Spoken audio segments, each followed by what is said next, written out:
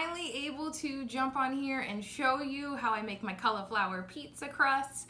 I know I said at the beginning of the week and it's moving towards the end of the week, so definitely wanted to get this done today so that everybody hopefully will be able to make some cauliflower pizza for the weekend. So what I have today is I have a couple of different stations. So the one thing with cauliflower pizza crust is this is definitely not one of my quick meals that can be done in a couple of minutes. This takes a lot of time. So definitely block off time in your day, at least an hour, if not a little bit longer, if you're planning on having pizza that night. The other thing is that be prepared. So there are a lot of different steps in making cauliflower pizza crust. So I've already started one for today so that hopefully I'll be able to show you each of the different stages as long as I plan this correctly. But it is really important to have everything out and everything prepared. A couple of things that I learned when I did cauliflower pizza crust, because mine definitely did not turn out very well to begin with. A couple of things is definitely use parchment paper whenever you do cauliflower pizza crust. When you cook it in there, I figured, oh, wax paper looks the same. We can try that. That definitely did not work. The cauliflower pizza crust stuck right to it. So definitely use parchment paper whenever you're making these crusts. The other thing that I learned was cauliflower towels. So you're gonna be seeing that I use these here in just a couple of minutes. I try to use regular towels to be able to squeeze the moisture out of the cauliflower, which is a really important step. And Travis actually found some cauliflower towels for me and they work so much better. So if you're able to, I definitely would invest in those if you're gonna be making lots of cauliflower pizza crust. So what we're starting with today with this recipe is cauliflower. So I'm gonna put the video camera down just a little bit so you can at least see what I'm doing here. So what I have here is just a head of cauliflower. I've already started to cut it. I know my family is probably really nervous right now because they see this big knife with me. And I'm not very good with knives. So I already have some of this cut up.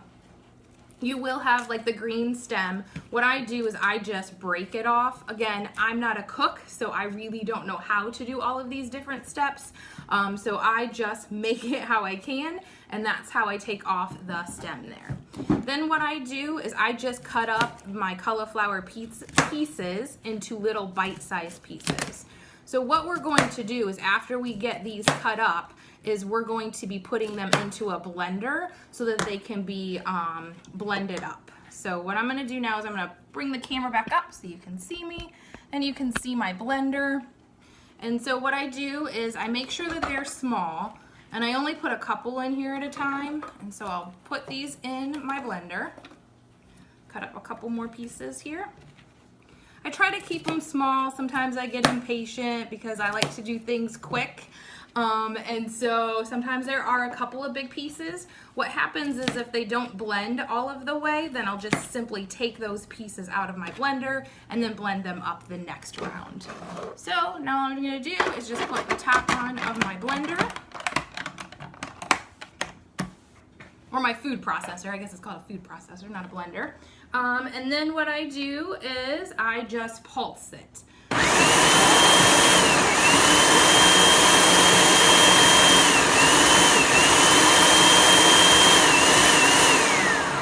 Makes it into this really fine cauliflower.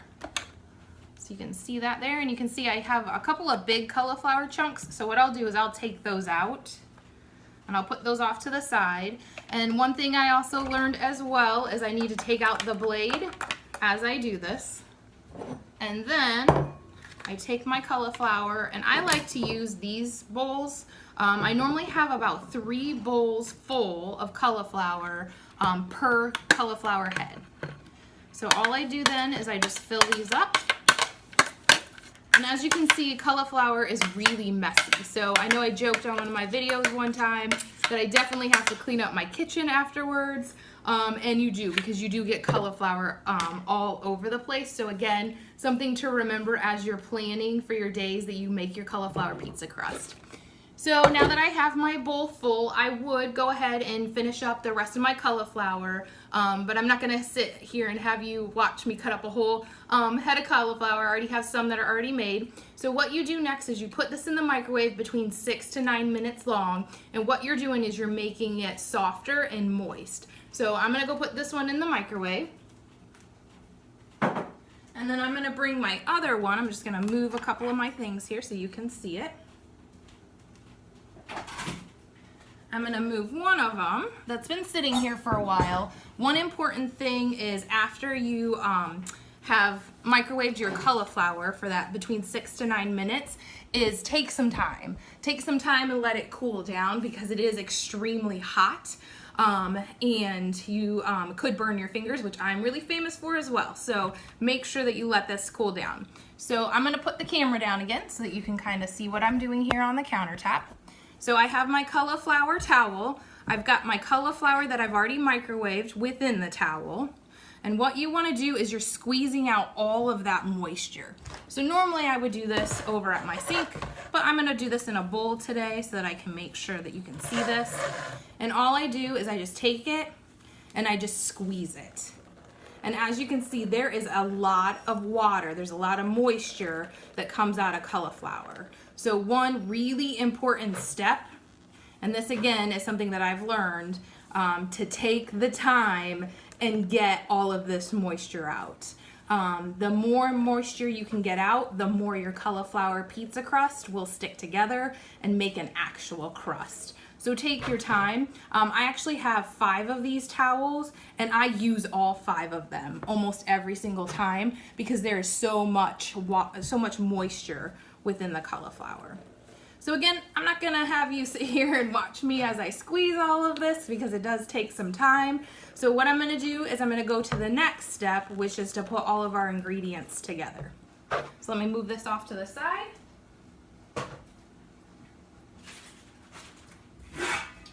And then what I do is I take my bowl, and as you can see, I already have cauliflower in here.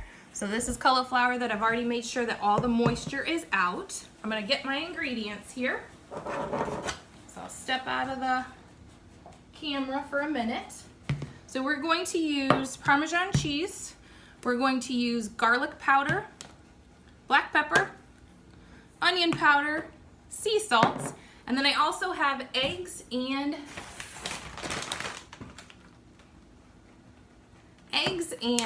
mozzarella cheese is what we're going to use to make our cauliflower pizza crust. And then again, really important, parchment paper whenever you go to make it into the crust itself. So I'm gonna get my parchment paper ready. I always use the same pizza crust pan. I have a favorite one, so have that ready with the parchment paper on top of it. That way when I have all this mixed up, all I have to do is dump it and press it together there. So I'm gonna grab my recipe real quick because as many of you know, I have to use my recipes to be able to make sure that I make it correctly. So what we're going to do is after we've microwaved the cauliflower, we're going to take 1 cup of mozzarella cheese.